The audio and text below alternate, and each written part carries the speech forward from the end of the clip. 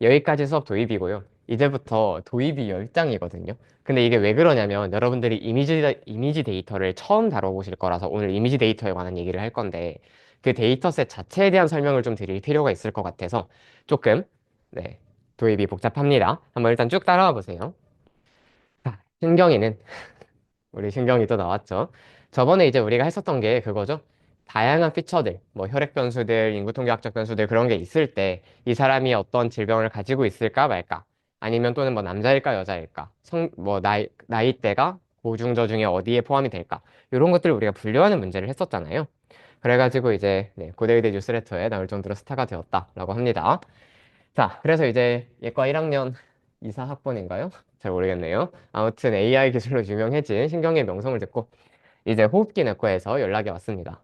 사실 영상의학과에서 하는 일 같긴 한데 그냥 호흡기 내과라고 칠게요. 이제 요점은 이거예요. 여러분들이 엑스레이로 폐사진을 찍잖아요. 이렇게 엑시스 쭉 해가지고 그랬을 때 사실 폐렴 같은 거는 여러분들도 보시면 대충 진단이 가능하거든요. 정말 간단한 특징이 딱 눈에 보여가지고. 그래서 그런 간단한 문제들은 이제 인공지능으로 빠르게 조금 더 사람의 손을 안 타고 처리를 해보고 싶다라는 얘기를 한 거예요. 왜냐면 그렇게 하면 이제 의사들은 당연히 훨씬 더 복잡한 문제들 해결에 좀 더 집중할 수 있게 되겠죠. 네. 그래서 우리 모두 신경이가 되어서 엑스레이 이미지를 바탕으로 폐렴 여부를 진단하는 인공지능 모델을 만들어 보자라는 게 오늘의 과제입니다. 자, 일단 뭔가 데이터셋이 좀 달라졌죠. 지금까지 우리는 약간 엑셀 표 같은 걸 쓰고 있었어요. 말하자면 컬럼들이 쭉 있고 서로 되게 독립적인 변수들, 뭐 혈압, 혈당 이런 값들이 쭉쭉쭉 있었고 그게 이렇게 샘플로 쭉쭉쭉 쌓여 있는 이런 표 같은 데이터를 썼잖아요. 근데 이번에는 이미지래요. 좀 특이하죠. 그래서 일단 이 이미지라는 데이터를 어떻게 다루는지부터 한번 설명을 드려볼게요. 자, 일단 여러분들이 그 수업을 열심히 들었다면 제가 데이터 분석을 굉장히 강조했다는 걸 알고 있을 거예요.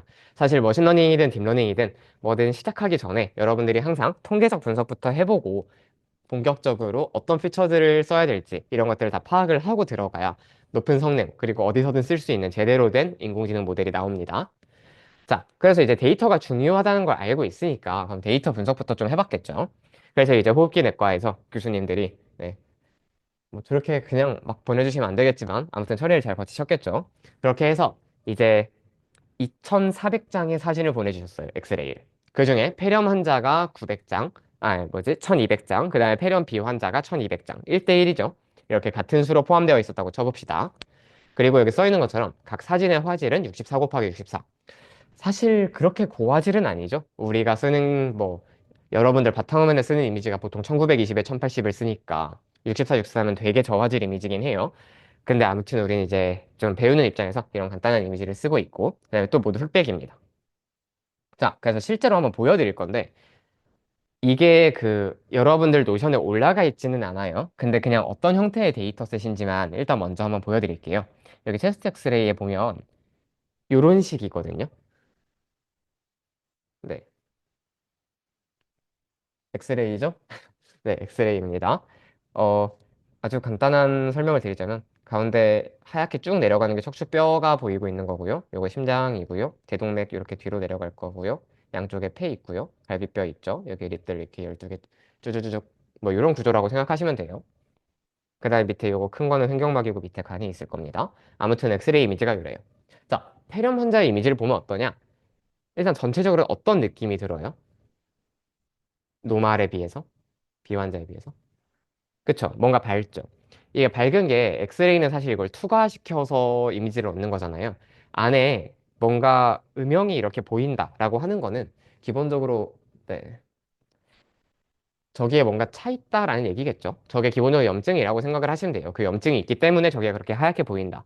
그래서 사실 요거 자체는 여러분들도 사진을 보면 되게 쉽게 구분이 가능할 거라고 생각을 해요. 물론 뭐 세균성 폐렴과 바이러스성 폐렴을 구분한다. 이런 것부터는 좀 어려운 문제지만 최소한 폐렴 아님과 폐렴임을 구분하는 거는 어렵지 않은 문제라는 거예요. 근데 어쨌든 우리가 이걸 컴퓨터한테 시키고 싶으면 어떤 딱 정규화된 규격화된 데이터의 형태로 가공을 해야겠죠. 네. 그래서 지금부터 얘를 데이터 형태로 가공하는 얘기를 좀 해볼 거예요. 우리가 가지고 있는 건 이거잖아요. 그냥 JPG 파일, 이미지, 사진. 요거 2400장. 근데 얘를 지금부터 이런 표 같은 느낌으로 우리가 지금까지 다뤄왔던 그 CSV의 형태로 바꿔야 된다라는 거예요. 무슨 말인지 알겠죠? 자, 그래서 이 이미지들을 어떻게 우리가 표로 바꾸냐?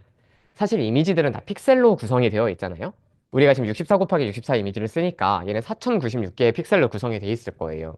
근데 이게 흑백이니까 픽셀 하나마다 하나씩의 밝기 값을 갖겠죠. 그래서 만약에 밝기가 1이다. 그럼 완전 하양. 밝기가 빵이다. 그러면 그냥 완전 까망. 그리고 사실 웬만한 모든 픽셀들은 거의 대부분의 픽셀은 그 사이 어딘가에 값이 있겠죠. 그래서 실제로 제가 여기 횡격막, 왼쪽 횡격막 위에만 이렇게 살짝 확대를 해서 보자면 여기 이렇게 픽셀들이 쭈쭈쭈쭉 보일 거예요. 이 픽셀들 하나하나마다 이렇게 네, 밝기 값을 계산할 수 있다는 거죠. 0.537, 0.541 이런 식으로. 그래서 우리는 이 값들을 사용해서 분류를 할 거예요. 일단 뭔가 좀 골 때리죠. 픽셀 하나하나를 전부 다 컬럼으로 쓰는 셈이 되는 거예요. 이거 이해가 되세요? 음. 그러니까 애초에 여기서는 그 픽셀 하나하나가 다 서로 다른 값들을 가지고 있고 우리는 그 밝기 값들을 이용해서 이제부터 판단을 해야 되는 거잖아요. 분류 문제를 해결을 해야 되는 거잖아요. 그래서 기본적으로 이 4096개의 모든 픽셀들이 하나하나가 전부 다 우리의 그 분류에 들어가는 컬럼이 된다라고 생각을 하시면 돼요. 그러니까 여기 뭐 3117번 픽셀 얘도 무슨 혈압이나 혈당 같은 그런 독립적인 픽셀 컬럼 하나처럼 역할을 한다. 이렇게 생각을 해주시면 돼요. 자, 그러면 일단 좀 골 때리죠. 4096개. 그치만 어쨌든 일단 변환부터 한번 해봅시다. 여기 코드가 있는데 이 코드를 제가 여기서 돌리지도 않을 거고 여러분들한테 돌리라고 하지도 않을 거예요. 왜냐면 제가 이걸 다 돌린 결과를 여러분들한테 파일로 올려드렸거든요. 여러분들한테 나간 xray.csv는 이미 제가 표로 다 변환을 한 거예요. 근데 여러분들이 아마 이미지를 표로 어떻게 바꾸지? 이걸 궁금해 하실 테니까 그거에 대한 내용만 코드를 한번 쭉 네, 읽어드리겠습니다. 일단 제가 컨버트 이미지, 그러니까 사진을 변환해라 라고 하는 함수를 위에 보면 하나를 만들고 있는데요. 얘는 뭐냐면 이미지 주소, 디렉토리를 넣어주면 걔를 이제 숫자 값들로 바꿔준 그런 함수라고 생각을 하시면 돼요. 자, 얘를 어떻게 구성을 했냐. 일단 1200개의 우리가 이미지가 있잖아요. 1200 곱하기 64 곱하기 64짜리 어떤 빈 3차원 배열을 쭉 만들어놔요. 그리고 mp0스는 뭐냐면 전부 다 0으로 채워라. 이 많은 값들. 일단 그 의미입니다. 그 다음에 뭘 하냐? 이제 for index in range 1200이라고 되어 있잖아요. 1200장의 모든 이미지에 대해서 일단 요게 이미지 주소거든요. 예를 들어서 어떤 느낌이 될 거냐면 뉴모니아, 그러니까 폐렴이죠. 뉴모니아 안에 있는 뉴모니아 다시 1번 JPG. 약간 요런 식으로 이 사진들이 다 저장이 돼 있을 거예요. 그럼 그 사진을 이미지, 요게 이제 파이썬 이미지 라이브러리라고 하는 라이브러리를 제가 쓴 건데 여기 이미지.open이라는 함수를 쓰면 파이썬 안에서 이 사진을 열어줍니다. 자동으로. 그 다음에 열어준 다음에 그 사진을 numPy의 array라고 하는 배열로 만들어라 라고 하는 함수에다 넘기면 자동으로 제가 아까 전에 했던 것처럼 4096개 모든 픽셀에 대해서 밝기 값을 다 구해서 걔네를 알아서 이렇게 숫자 배열로 만들어줍니다. 사실 이 줄이 핵심인 거죠. 그래서 걔를 첫 번째 이미지였으면 이미지 어레이의 첫 번째 칸에, 두 번째 이미지였으면 두 번째 칸에 이런 식으로 저장을 착착착착 해줘요.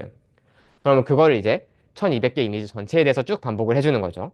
그러면 이제 우리가 처음에 0으로 채워놨던 요 숫자 배열이 전부 다 유의미한 밝기 값으로 채워졌을 거잖아요. 그럼 얘를 이제 끌고 나오면 됩니다. 얘를 반환시키는 거죠.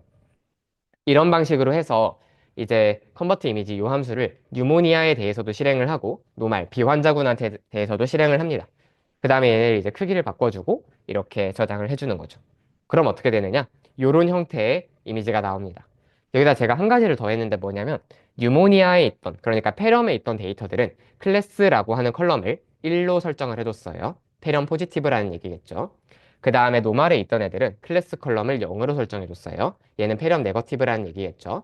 그래서 이제 여기 있는 0번부터 4095번까지 64 곱하기 64개 요 전체 값들이 전부 다 각 픽셀이 되는 거고 오른쪽에 있는 요 클래스가 폐렴이냐 아니냐라고 생각을 해주시면 돼요.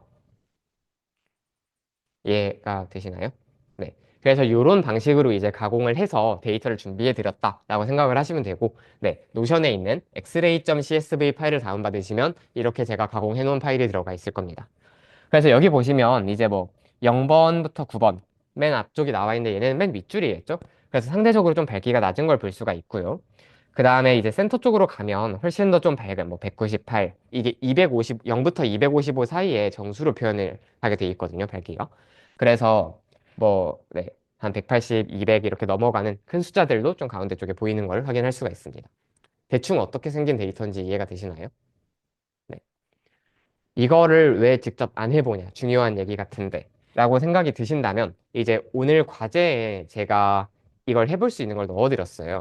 그래서 과제로 뭐가 나가냐면 MRI를 가지고 여러분들이 알츠하이머를 진단하는 과제를 이거랑 똑같이 냈거든요. 근데 그때는 제가 과제에서 여러분들한테 이 표가 아니라 이미지 2,400장을 다 드렸어요, 그냥. 그래서 여러분들이 이렇게 직접 변환하는 것부터 해보실 수 있도록 했으니까 이것도 한번 직접 경험을 해보시면 좋겠습니다. 자, 아무튼 이제 데이터에 대한 설명은 다 됐고, 그러면 얘를 어떻게 훈련시켜야 되냐에 대한 설명을 잠깐만 해볼게요. 일단 뭐 우리가 결정 트리에 대해서 공부를 했으니까 뭐 그냥 우리 마음속에 드는 생각은 기본은 요거죠. 결정 트리로 요 이미지를 학습을 시켜보면 어떨까라는 생각이 들었어요. 신경이가.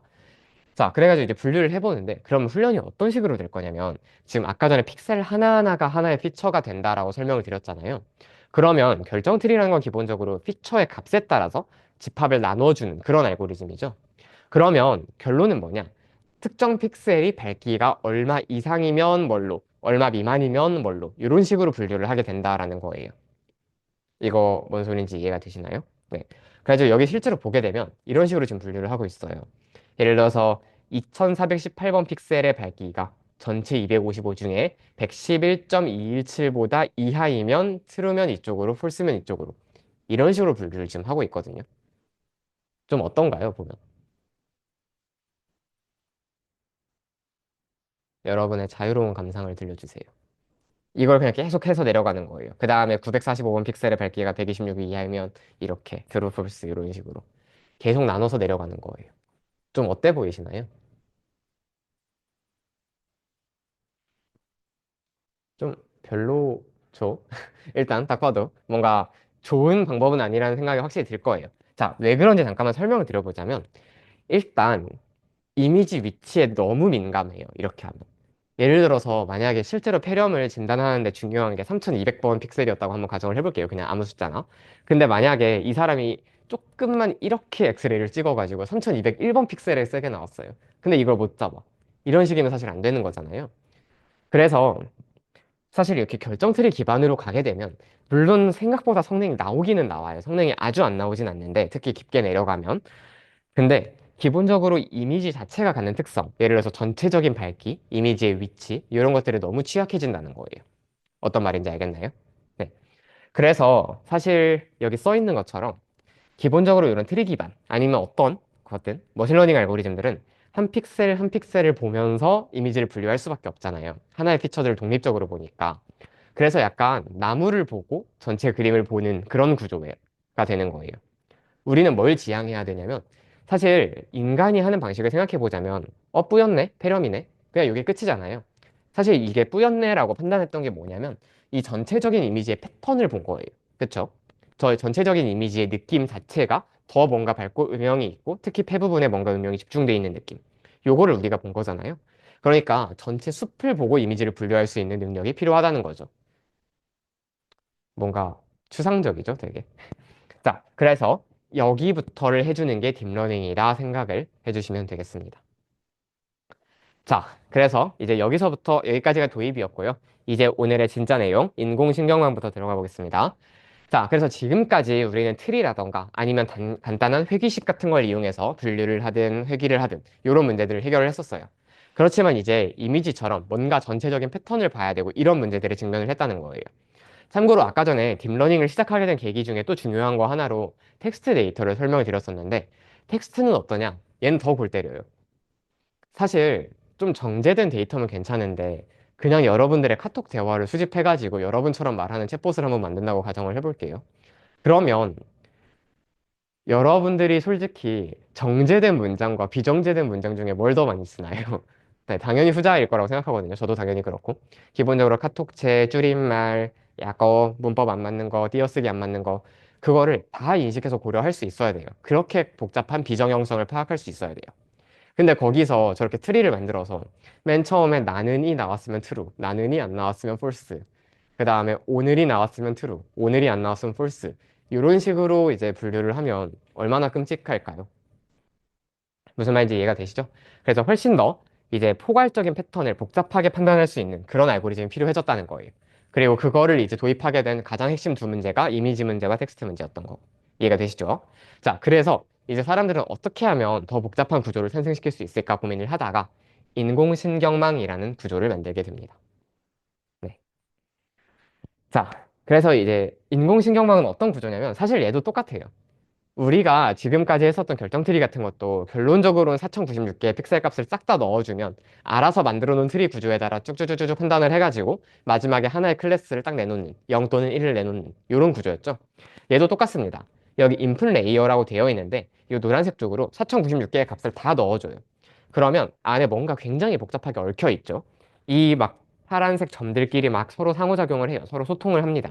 그래서 어떻게든 이제 결론을 내리겠죠. 그래서 결국은 얘도 페르미 확률을 그냥 하나의 값으로 내놓는 거예요. 사실 되게 직관적인 구조기는 하죠. 음. 그래서 사실 머신러닝이랑 크게 다를 건 없어요. 왜 그러냐면 사실 인공신경망도 큰 범주에서는 머신러닝 안에 들어가니까. 자, 이제 이 구조가 뭔지 한번 살펴볼게요.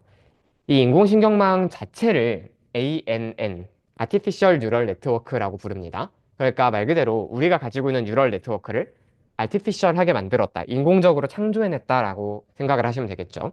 참고로 이 NN이라는 말은 정말 많이 등장하니까 앞으로 딥러닝 할 때 모든 게 다 뉴럴 네트워크잖아요, 여기는.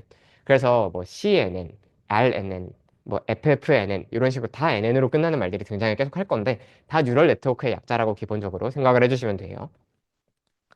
자, 그래서 이 인공신경망 구조라는 거는 일단 머신러닝 알고리즘의 한 유형으로, 근데 그 중에서 이제 이 확률을 예측하기 위해서 조금 더 복잡한 신경망 구조를 채택했다라고 계속 말씀을 드리고 있고, 그 다음에 이제 머신러닝 중에서 하위 분과로 이 인공신경망 알고리즘을 사용하는 거를 딥러닝이라고 부른다, 심층학습이라고 부른다 설명을 드렸었습니다. 왜 그렇게 따로 부르냐? 이 분야만 해도 너무 넓어요. 이 안에서도 이미지, 텍스트 다뤄야 될 자료들이 너무 많고, 그거를 활용하기 위해서 이따 설명드리겠지만 정말 사람들이 다양한 신경망 구조를 만들어 놨어요. 그렇기 때문에 이 분과 자체를 딥러닝이라고 특별히 불러준다 설명을 드려요. 자, 이게 인공신경망을 처음 공부할 때 여러분들이 많이 책으로 보신다. 그럼 책마다 설명이 정말 많이 걸리거든요. 이거는 사람의 신경망과 정말 많이 닮아 있다라고 주장하는 책부터 그냥 이름만 빌려온 거고 사실 별로 관련이 없다라고 주장하는 책들도 있어요. 근데 이거에 대해서는 왜 말씀을 드리냐? 일단 우리가 신경학회니까 말씀을 드리는 거고요. 잠깐만 그래서 설명을 드려보자면 제 결론은 이건데, 기본적으로 당연히 컴퓨터 안에 들어있는 회로가 하는 일이랑 우리 몸 안에 들어있는 단백질인 뉴런이 하는 일이랑은 다를 수밖에 없어요. 그건 다를 수밖에 없는데, 그럼에도 이 인공신경망 기술을 만들기 위해서 우리 신경계에서 정말 많은 부분들을 참고해서 가져왔다라는 건 제가 되게 자신 있게 말씀드릴 수 있어요. 네.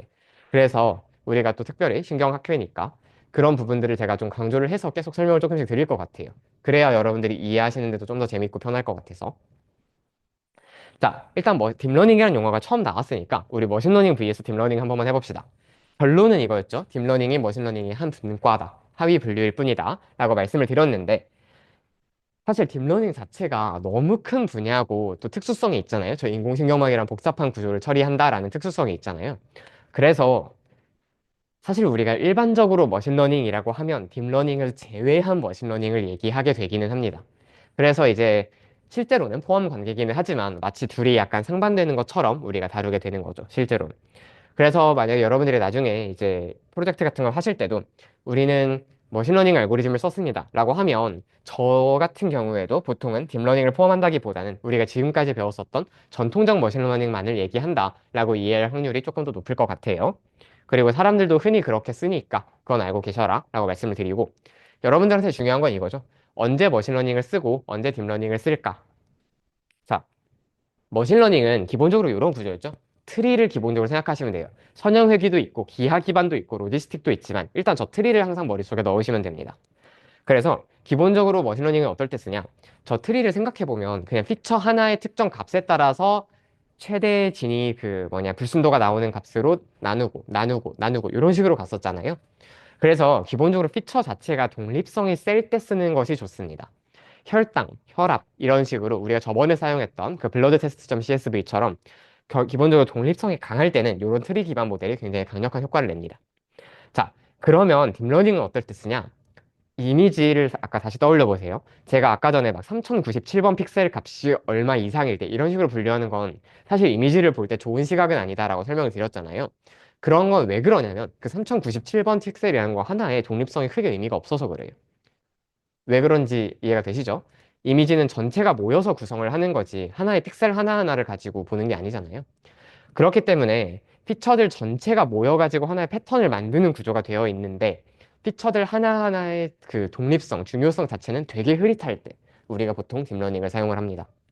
이해가 되시나요? 네, 그렇습니다.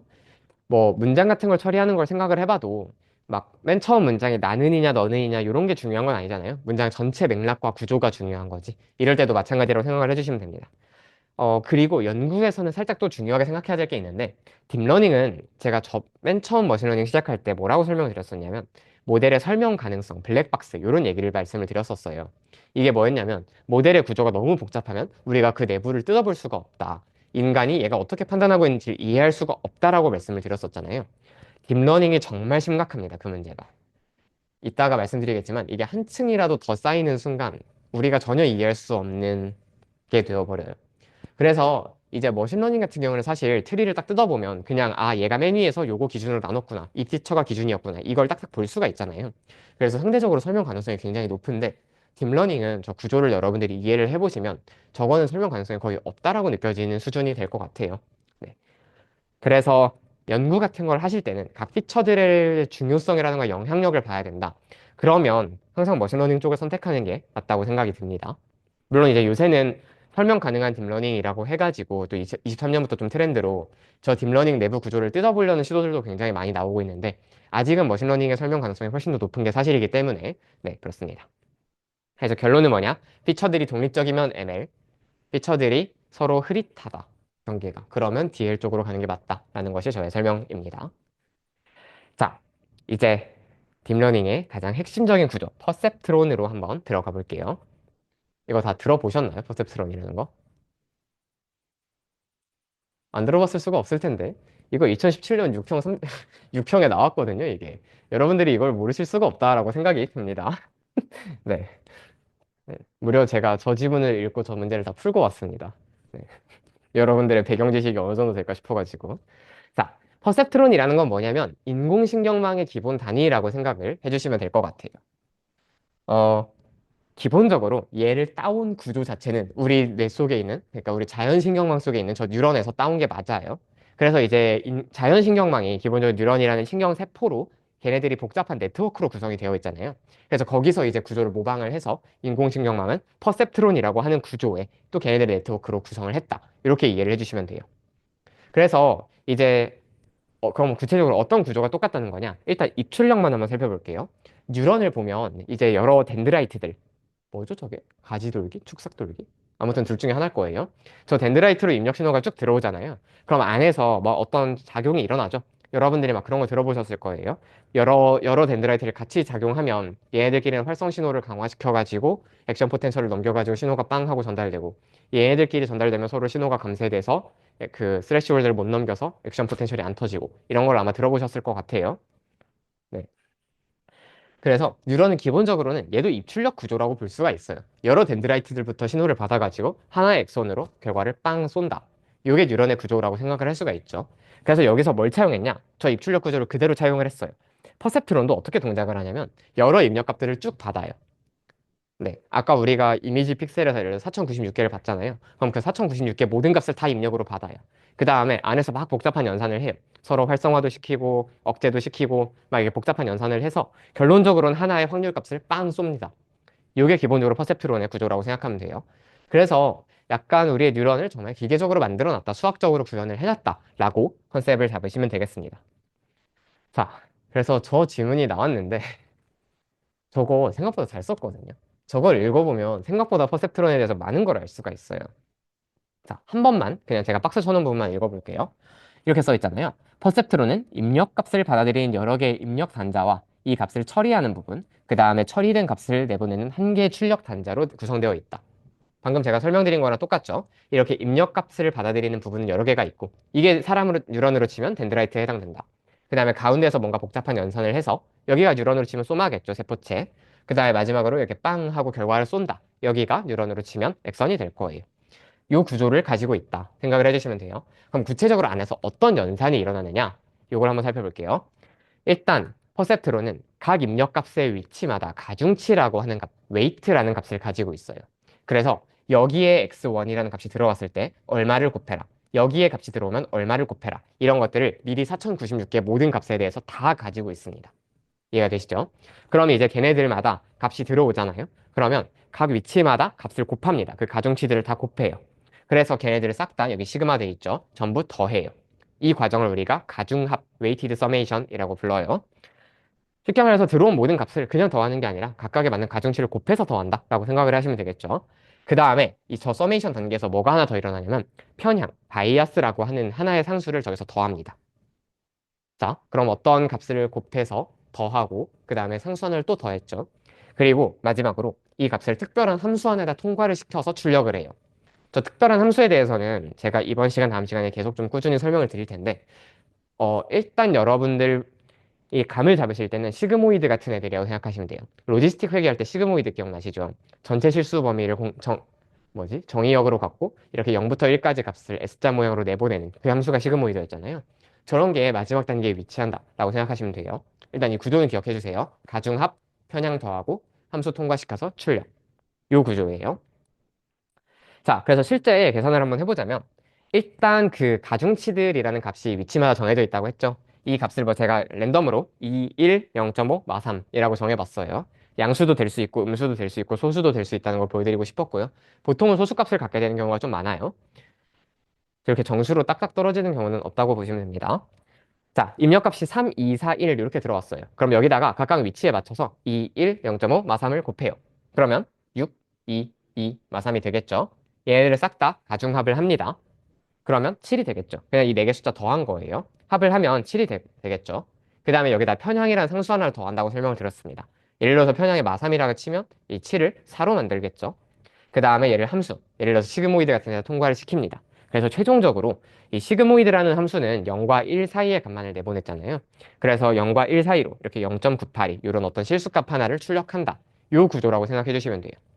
요걸 이제 뉴런에다 대입해서 생각을 해보자면 덴드라이트가 4개가 있는 뉴런인 거예요. 거기서 이전에 있는 시냅스 이전에 있는 뉴런들이 각각 3, 2, 4, 1이라는 걸 줬는데 각각 서로 연결 강도가 다른 거죠. 어떤 애는 더 세게 받고 어떤 애는 더 약하게 받고 어떤 애는 뒤집어서 받고 이런 관계가 있는 거예요. 그래서 그 신호들을 다 종합을 어떻게 해서 연산을 했더니 결론적으로는 0.98이라는 값을 엑선으로 빵 하고 쏘게 된 거죠. 요게 퍼셉트론의 구조라고 생각을 해주시면 돼요.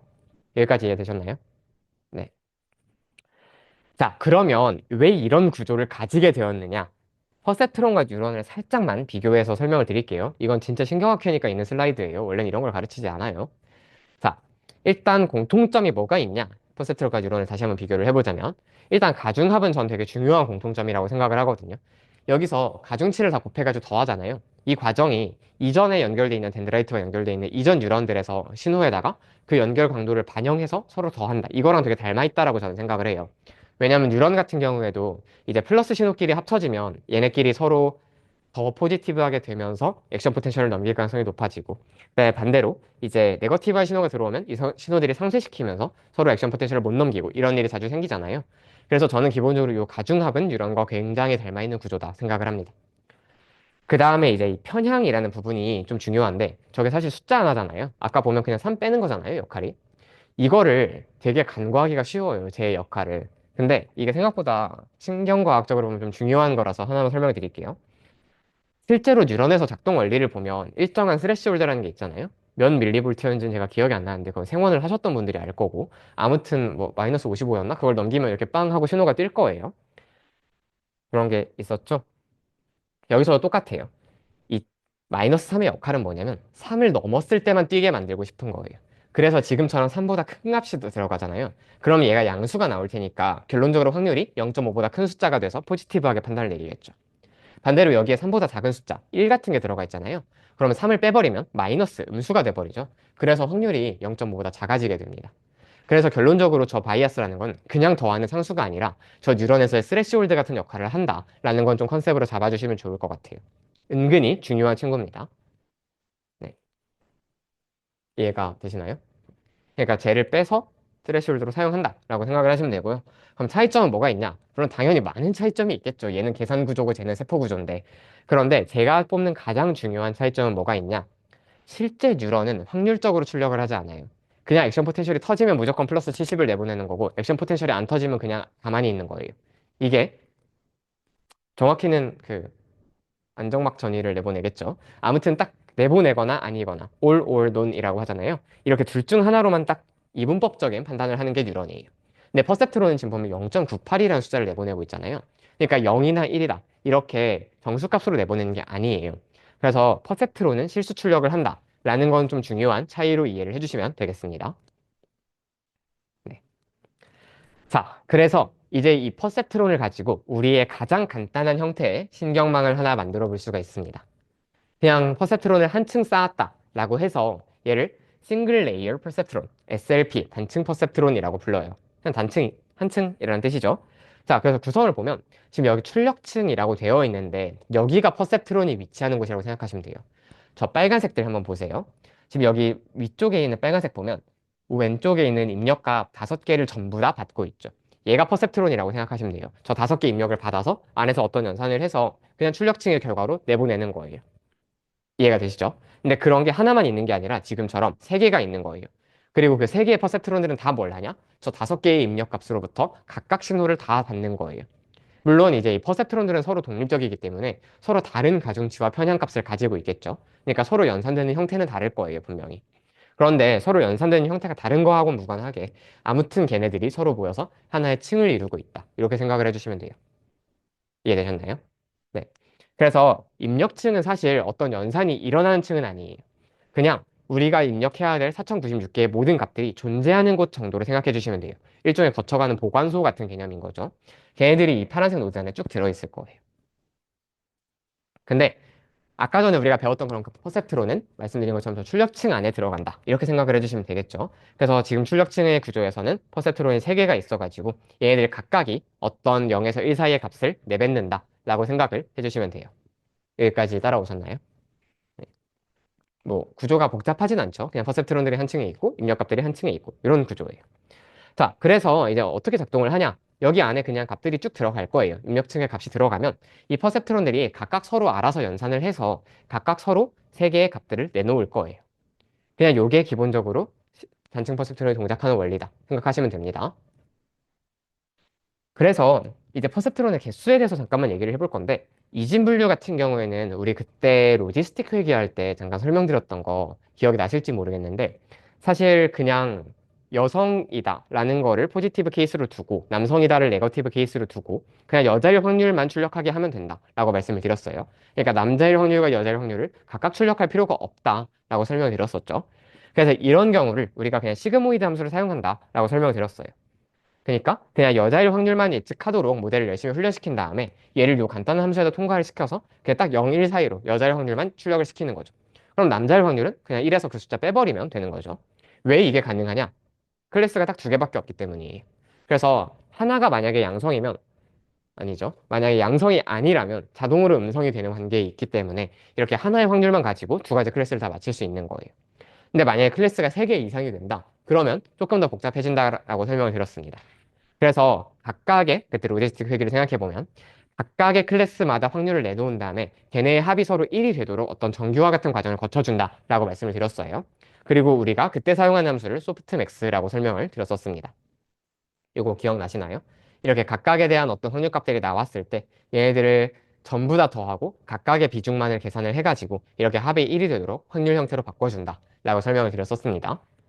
그래서 결론은 뭐냐? 이진분류는 하나의 확률만 예측하면 되잖아요. 그래서 이진분류에는 퍼셉트론이 하나만 들어가면 돼요. 그런데 만약에 다중분류를 한다? 그러면 각각의 클래스마다 예측 확률을 내놓아야 되잖아요. 그래서 클래스 개수만큼의 퍼셉트론이 요구된다 생각을 해주시면 되겠습니다. 자, 우리 지금 엑스레이로 폐렴 진단하고 있죠? 이거 이진분류인가요? 다중분류인가요? 네, 이진분류죠? 그럼 퍼셉트론 몇 개 있어야 될까요? 여러분? 자, 네. 하나만 있으면 되겠죠? 네. 답이 나와 있죠? 네. 요 그림 생각하시면 돼요. 그냥 우리는 폐렴일 확률만 예측하면 되기 때문에 폐렴일 확률과 폐렴이 아닐 확률을 둘 다 예측할 필요가 없다는 거예요. 그러니까 이제 요 하나의 퍼셉트로만 가지고 폐렴일 확률만 딱 맞춰주면 충분하다라고 이해를 해주시면 돼요. 자, 그러면 이제부터 우리의 목표는 뭐냐? 이 인공신경망을 어쨌든 훈련을 시켜야 되잖아요. 얘도 알고리즘이니까. 얘를 우리의 문제를 정말 잘 해결할 수 있도록 훈련을 시켜줘야겠죠? 그러면 우리의 목표는 뭐냐? 폐렴 환자 이미지가 들어갔을 때는 0.5를 뛰어넘는 포지티브 결과를 내놓고 폐렴 환자가 아닌 비환자의 이미지가 들어갔을 때는 0.5에 미달하는 네거티브 결과를 내놓고 이게 우리의 목표가 되는 거예요. 여기까지 이해되셨죠? 자, 근데 이걸 우리는 어떻게 하냐? 4096개의 모든 입력값이 들어갔을 때 우리는 거기 각각의 위치마다 4096개의 가중치를 다 갖고 있겠죠? 그 다음에 걔네들을 싹 다 가중합한 다음에 하나의 편향을 또 더해주겠죠? 요 값들이 그러니까 총 4097개겠죠, 값은? 4096개 가중치와 한 개의 편향. 총 4097개의 값들이 얼마의 값을 각각 전부 다 가져야 저 일을 해낼 수 있을까? 이게 우리의 이제부터 최대 관심사죠. 각각의 픽셀에 얼마의 가중치가 붙고 그 다음에 그 편향에다가는 얼마의 숫자가 붙어야 이제 최종적으로 저거를 똑바로 구분해내는 모델을 만들 수 있을까? 이게 우리의 목표인 거죠. 그래서 저번에 제가 파라미터라는 거를 오차시 때 설명을 드렸는데 혹시 기억이 나시나요? 모델이 학습 가능한 값을 전부 다 파라미터라고 통칭한다 설명을 드렸었죠. 그리고 하이퍼 파라미터는 모델의 설정값, 둘은 완전히 다른 개념이에요. 그래서 우리의 목표는 뭐냐? 지금 훈련 데이터를 갖고 있잖아요. 우리가 2400장이나 이미지를 갖고 있잖아요. 얘네들을 활용해서 이 문제를, 분류 문제를 가장 잘 해결해주는 저 4097개의 모든 값을 다 찾아내는 게 우리의 지금부터 핵심 과제다 생각을 해주시면 돼요. 자, 근데 이 구조 왠지 좀 익숙하지 않아요? 사실 지금까지 되게 인공신경망이라고 거창한 것 같이 설명을 했지만 사실 지금까지 했던 어떤 알고리즘과 굉장히 닮아 있어요. 그냥 값에다가 가중치 다 더하고 어떤 뒤에다 상수 하나 더하고 얘를 시그모이드 함수에다가 합성. 어떤 알고리즘이랑 닮아 있나요? 이거. 네, 맞아요. 로지스틱 회계랑 완전히 똑같습니다. 저번에 우리 공부했었던 로지스틱 회계 잠깐만 살펴보면 요 구조였거든요.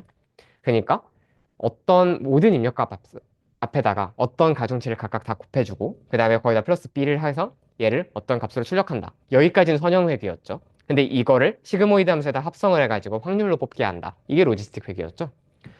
근데 사실 우리가 지금 하고 있는 것도 막 이렇게 복잡하게 그려놓으니까 뭔가 좀 다른 구조 같지. 식으로 쓰면 결국 이거잖아요. 그냥 각각 값에다가 가중치 곱하고 편향 더하고 시그모이드 통과. 똑같은 구조죠. 사실 정말 못 믿겠지만 로지스틱 회계도 딥러닝 구조예요. 로지스틱 회계도 인공신경망, 가장 간단한 인공신경망의 한 유형입니다. 되게 기구한 알고리즘이죠. 로지스틱 회계는 그러니까 쉽게 말해서 전통 통계 기법이면서 동시에 머신러닝 알고리즘이면서 동시에 딥러닝 알고리즘인 거예요. 네. 굉장히 특이한 친구다라고 생각을 해주시면 되고 그래서 여러분들이 딥러닝을 얘기하실 때는 기본적으로 이 로지스틱 회계 구조가 계속 쌓인다라고 이해를 하셔도 솔직히 무방하다 생각을 합니다. 이해가 되시죠? 그러면 이 딥러닝을 해서 우리가 최적의 파라미터를 아까 찾아야 된다가 본론이었었는데 그걸 어떻게 찾을 것이냐? 로지스틱 회계랑 똑같이 하면 돼요. 자, 로지스틱 때 어떤 걸 했냐? 또 나왔습니다. 사실 그때 경사강을 제가 되게 빡세게 설명을 드렸잖아요. 왜 그랬냐면 딥러닝에서 경사강이 너무너무 중요하기 때문에 그때 일부러 큰 시간을 할애해서 설명을 드렸었습니다. 기본적으로 경사강의 컨셉은 이거였어요. 지금 이 파라미터가 손실에 이만큼 영향을 준다면 이 파라미터를 얼마나 줄여야 또는 얼마나 늘려야 손실 함수를 더 최적으로 만들어줄 수 있을까? 이게 경사강의 기본 원리였죠. 그래서 어떤 식으로 했냐? 우리 지금 시점에서 이렇게 그러니까 파라미터에 대한 손실 함수에 이렇게 개형을 그려놓은 다음에 지금 시점에서 파라미터의 그 손실 함수에 대한 저 기울기 가 얼마냐? 요걸 그라디언트라고 불렀었죠. 저걸 계산을 했었어요. 그래서 만약에 이렇게 지금 손실이 되게 큰 상황이다. 그럼 그라디언트도 되게 자연스럽게 커지거든요. 그러면 여기서는 많이 내려가는 거예요. 이 값을 그라디언트를 줄일 수 있는 방향으로 이렇게 최대한 움직이는 거예요.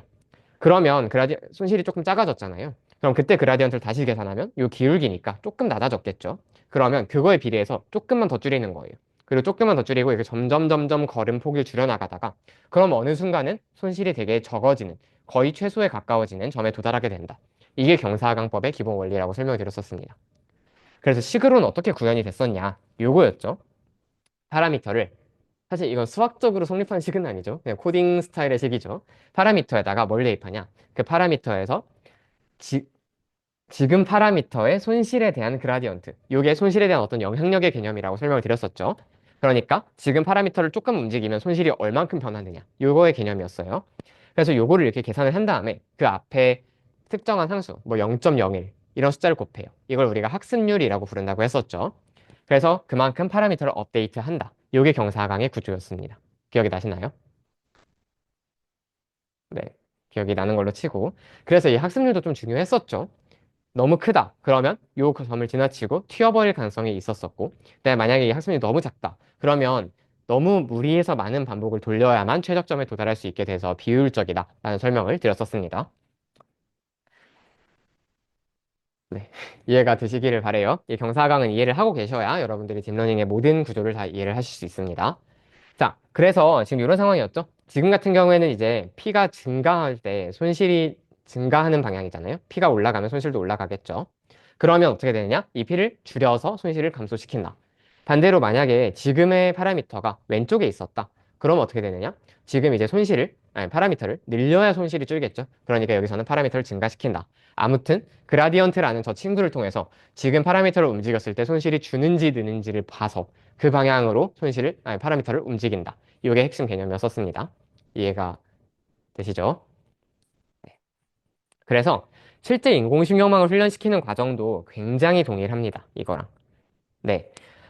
그래서 기본적으로는 어떻게 하냐? 이 파라미터를 그냥 아무 값으로 다 랜덤하게 배정을 해요. 실제로 저거를 배정하는 것도 나중에 설명드리겠지만 좀 성능의 차이가 있어서 처음에 랜덤 값을 어떻게 잡을 것이냐에 대해서도 좀 얘기가 많거든요. 저거를 그냥 다 0으로 초기화하면 되는 거 아니냐라고 약간 속편하게 생각하실 수도 있는데 생각보다 그렇게 간단하진 않습니다. 그래서 저걸 이제 조금 더 다양하게 초기화를 시키기 위해서 뭐 가우시안 뭐 등등등 되게 다양한 초기화 방법들이 있다 정도만 알아주시면 돼요. 그냥 알고 계셔야 되는 건 무조건 0으로 초기화하는 건 아니다 정도. 아무튼 초기화를 했죠. 그 다음에 훈련 데이터를 한번 쭉 통과를 시켜요. 그러면 뭐가 나오냐? 일단 얘네들이 쭈쭈쭈쭈 계산이 돼서 어떤 출력, 예를 들어서 0.982 저런 값을 내놓을 거잖아요. 근데 정답이 있겠죠? 실제 정답이 있겠죠? 훈련 데이터라는 건. 그래서 걔랑 비교를 해봐요. 실제 정답은 1.0이 딱 나와야 되는데 지금 0.982밖에 안 나왔어. 그러면 지금 0.018만큼 어떤 차이가 발생한 거죠. 이 차이가 우리가 흔히 얘기하는 손실이었습니다. 그러면 학습의 방향성은 뭐였냐? 이 차이를 줄이는 거였죠. 그래서 저 0.018이라는 거에 대해서 각각 파라미터의 그라디언트를 구해요. 지금 저 파라미터를 아주 미세하게 조금씩 움직였을 때 저 손실이라는 값이 어떻게 변할까? 더 줄어들까? 아니면 더 늘어날까? 그래서 저 파라미터 각각을 전부 다 저 0.018의 숫자를 더 줄일 수 있는 방향으로 업데이트를 한다라고 설명을 드렸었습니다. 그렇게 하면 끝이냐? 아니죠. 그 다음 훈련 데이터를 또 넣어요. 그러면 또 예측값이 나오잖아요. 우리의 갱신된 파라미터들을 가지고 조금 더 나은 결과가 나오겠죠. 학습이 똑바로 됐다면. 그러면 걔네들을 가지고 또 손실을 계산해요. 아까보다는 좀 줄어들었겠지만 여전히 빵은 아니겠죠. 그러니까 거기서부터 또 계산을 쭉 해요. 그래서 그라디언트에 맞게 또 업데이트를 하고 이 과정을 굉장히 여러 번 반복을 합니다. 그러다 보면 어느 순간에는 저 손실이 굉장히 0에 가까워져서 우리가 원하는 예측을 굉장히 잘하는 어떤 모델이 만들어져 있겠죠. 이해가 되시나요? 요 구조가 앞으로 인공신경망이 정말 많이 복잡해질 거거든요. 어디까지 복잡해져도 이 기본적인 구조는 항상 그대로 가져가는 거예요. 자, 그래서 여기서 정말 중요한 용어가 나오는데 우리가 로지스틱 회계를 할 때는 얘를 그냥 예측값을 계산한다. 그 다음에 정답과 비교해서 손실을 구한다. 그 다음에 손실을 바탕으로 파라미터를 갱신한다. 이렇게 그냥 직관적으로 설명을 드렸잖아요. 이걸 실제 딥러닝에서는 좀 전문적인 용어를 사용해서 표현을 합니다. 순전파와 역전파라는 용어를 쓰는데 먼저 설명을 드려볼게요. 사실 지금 여기서 우리가 했던 과정을 정리해보면 딱 두 가지로 요약을 할 수가 있어요. 첫 번째, 입력값을 넣었을 때 얘네들 계산 과정을 쭉쭉쭉쭉 거치면서 출력값까지 낸다. 이게 하나의 과정이었었죠. 그 다음에 두 번째 과정은 뭐였냐? 저 출력과 정답을 비교해서 손실을 계산한 다음에 그 손실의 그라디언트로 파라미터를 고친다. 이 과정이 있었죠. 첫 번째 과정을 생각해보면 입력에서 출력으로 오른쪽으로 가는 방향에 있고 두 번째 과정은 저 출력에서 반대로 손실을 계산해서 다시 왼쪽으로 가는 방향에 있죠. 그래서 첫 번째 방향성에 있는 저 계산 과정을 우리가 순전파라고 부르는 거예요. 입력에서 출력으로 간다. 그래서 결론은 이거죠. 예측값을 계산해서 손실까지 간다. 그냥 요 방향, 요거를 우리가 순전파라고 부릅니다. 그래서 포워드 프로파게이션이라고 되어 있는데 저 프로파게이션은 그거거든요. 전파라고 번역이 되는데 프로파간다 생각하시면 돼요. 어떤 이념 같은 걸 선전할 때 쓰는 선전물을 우리가 프로파간다라고 부르잖아요. 그게 사실 퍼뜨린다라는 의미를 가지고 있어요. 그래서 마찬가지로 여기 입력부터 출력까지 이렇게 순방향, 그러니까 그냥 예측을 하는 방향으로 이렇게 쭉 값을 퍼뜨려 나간다라고 생각을 해주시면 되겠습니다. 여기까지 이해되셨나요? 자, 그럼 역전파는 뭐냐? 이렇게 손실이 계산된 다음에 걔네들을 가지고 출력에서 입력 방향으로 다시 쭉 가서 파라미터의 값들을 꽂힌다. 그래서 얘는 이제 나와 있는 결과값을 가지고 다시 그 계산 과정을 수정하는 과정이잖아요. 그래서 반대 방향으로 간다라고 해서 우리가 역전파라고 부르는 거예요. 백프로파게이션이라는 이름이 거기서 붙었다. 그래서 앞으로 여러분들이 이제 딥러닝을 만약에 정말 깊게 공부를 하고 싶으시다. 그러면 되게 다양한 구조의 딥러닝 그 모델들이 나올 텐데 앞으로 걔네들 각각에 대해서 다 역전파를 하실 줄 아셔야 합니다. 물론 당연히 수학이고요. 많은 수학이에요. 근데 그거를 제가 여기서 다 설명을 하면 사실 컴공과 수업이 돼버리거든요. 컴공과 전공 수업이 돼버리기 때문에 그 4학년에 인공지능이라는 수업이 있더라고요. 친구가 듣더라고요. 그게 되어버리기 때문에 수학적으로 깊게 다룰 생각은 없습니다. 그냥 저런 역전파의 과정으로 파라미터를 고친다라는 것만 알고 계시고 기본적으로 여러분들은 각각의 신경망 구조가 어떻게 작동하는지, 어떨 때 써야 하는지에 조금 더 집중을 해주시면 좋을 것 같아요. 알겠죠? 네. 여기까지 해서 딥러닝과 관련된 가장 기본적인 내용들은 다 다뤘습니다. 일단 퍼셉트론이라고 하는 핵심적인 구조가 있었었죠. 제가 인공신경망에서 연산을 해주는 가장 코어다라고 설명을 드렸었고 그 다음에 얘네를 한 층으로 쌓으면 가장 간단한 단층 퍼셉트론을 만들 수 있다. 이진 분류는 퍼셉트론 하나, 다중 분류면 퍼셉트론 여러 개가 필요하다라고 설명을 드렸었고 사실 이게 로지스틱이랑 똑같은 거다. 그래서 저 로지스틱 회기식이 그냥 여러 개 쌓인 걸로 이해를 해도 된다라고 설명을 드렸었고 그 다음에 이제 최적의 파라미터를 어떻게 찾을 것이냐. 그러니까 퍼셉트론에 들어있는 각각의 저 가중치와 편한값들을 어떻게 우리의 문제를 가장 잘 해결하도록 만들 것이냐. 거기서는 경사강법을 또 쓴다. 그런데 이 경사강법을 조금 더 이제 구체화해서 공부를 해보자면 기본적으로는 예측값, 그러니까 훈련 데이터를 바탕으로 예측값을 내놓는 이 순전파. 그 다음에 거기서 손실을 계산해서 다시 파라미터를 고치는 역전파. 이 과정이 계속 돌아가는 거죠. 그 다음에 훈련 데이터 넣어서 또 순전파 한 번, 역전파 한 번. 또 훈련 데이터 넣어서 순전파 한 번, 역전파 한 번. 이런 식으로 하다 보면 파라미터가 계속 갱신이 될 테니까 점점 우리의 예측에 잘 맞는 모델이 만들어진다라는 거죠. 여기까지가 딥러닝의 기본적인 내용이라고 생각하시면 됩니다.